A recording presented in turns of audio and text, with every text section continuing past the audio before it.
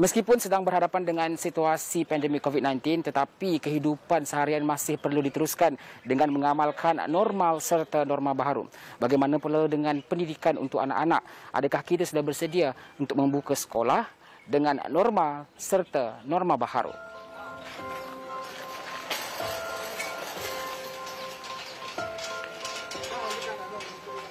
Kerajaan telah mengisytiharkan pelaksanaan Perintah Kawalan Pergerakan atau PKP bermula 18 Mac.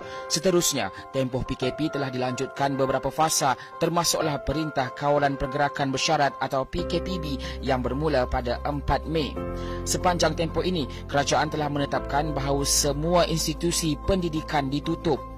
Walau bagaimanapun, Kementerian Pendidikan Malaysia atau KPM telah menyediakan garis panduan pengurusan pembukaan semula sekolah untuk diedarkan kepada semua sekolah mulai 4 Jun bagi membolehkan pihak sekolah dan guru-guru membuat persediaan sewajarnya.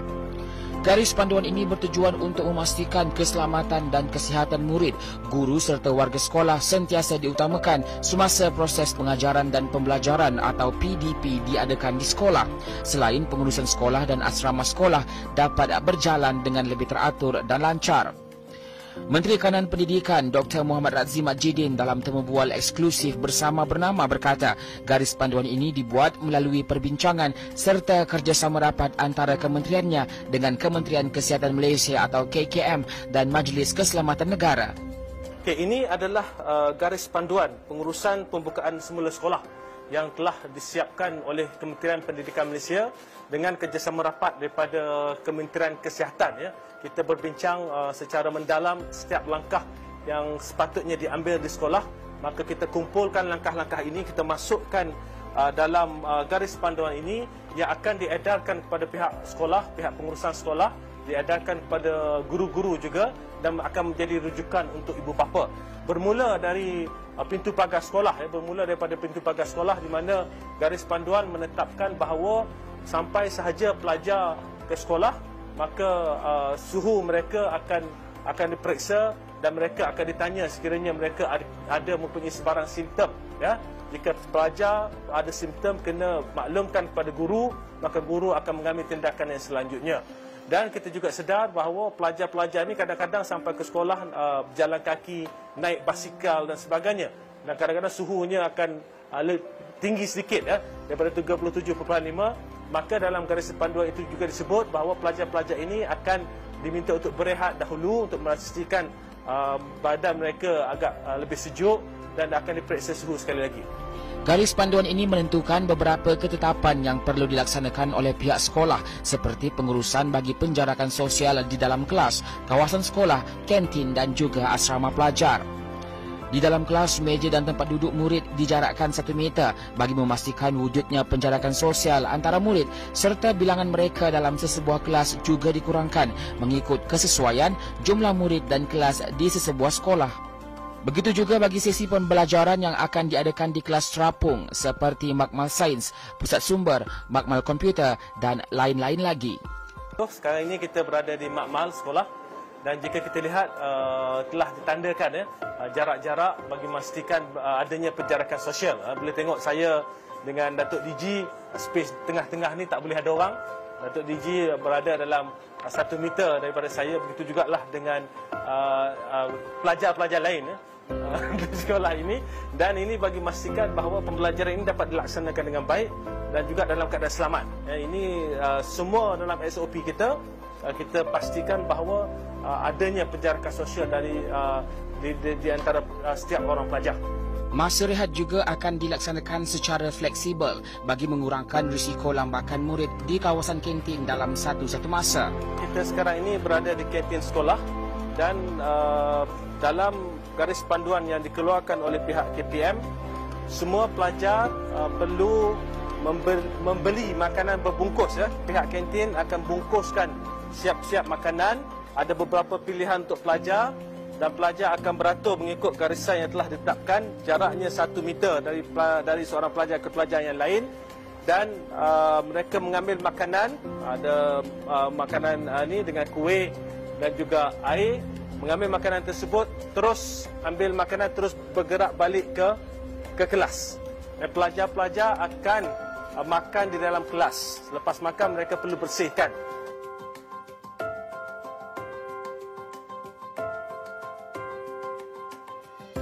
Bagi memastikan tidak berlaku kesesakan di laluan dalam kawasan sekolah pula, laluan akan ditanda dengan anak panah yang menunjukkan arah laluan dan lebih mudah sekiranya ia diwarnakan mengikut arah anak panah tersebut. Ini di ruang jalanan di sekolah, kita boleh lihat ada anak panah ya, menunjukkan arah laluan setiap pelajar.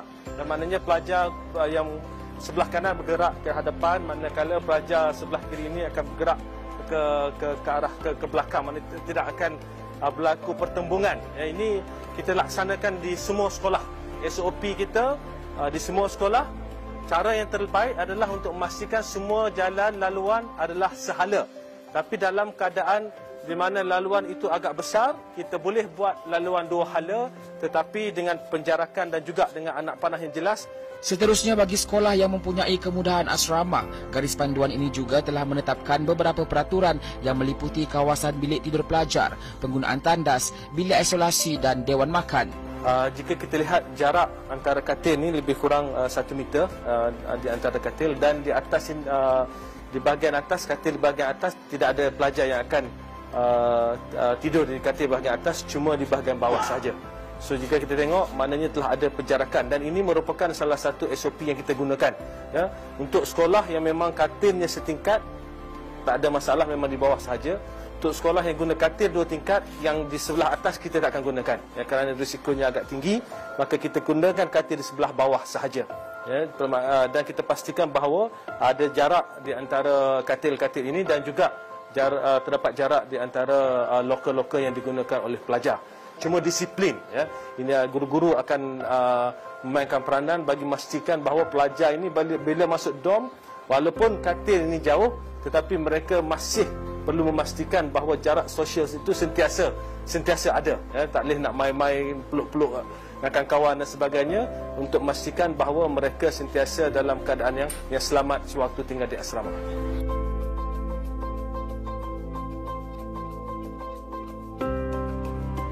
Dewan makan ini dah ada nama siap-siap untuk pelajar, dan ini boleh dilakukan dalam konteks sekolah yang tak ramai. Adalah asrama yang tidak ramai, maka sekolah telah membuat keputusan bahawa setiap meja ni pelajar dah ada nama dah masing-masing.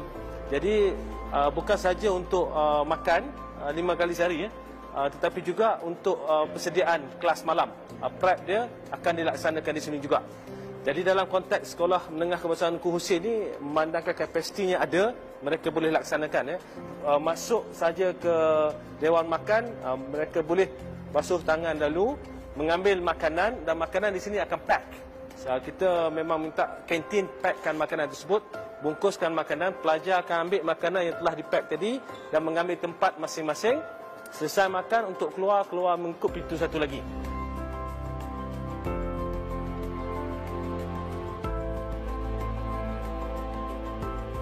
Dalam garis panduan itu tersebut dinyatakan bahawa setiap sekolah memang kena ada bilik isolasi. Jadi kena ada satu isolation room, bilik isolasi ini. Jika pelajar menunjukkan sebarang gejala, maka pelajar ini kena dibawa ke sini, dan pihak sekolah selain daripada berhubung dengan ibu bapa, akan berhubung dengan pusat kesihatan yang terdekat. Jadi kita dah minta supaya sekolah sentiasa berhubung dengan pusat kesihatan sekiranya berlaku sebarang kes emergensi. Garis panduan ini tidak hanya menumpukan kepada keselamatan murid, malah guru-guru yang bertugas di sekolah masing-masing dengan kewajipan mengadakan penjarakan sosial.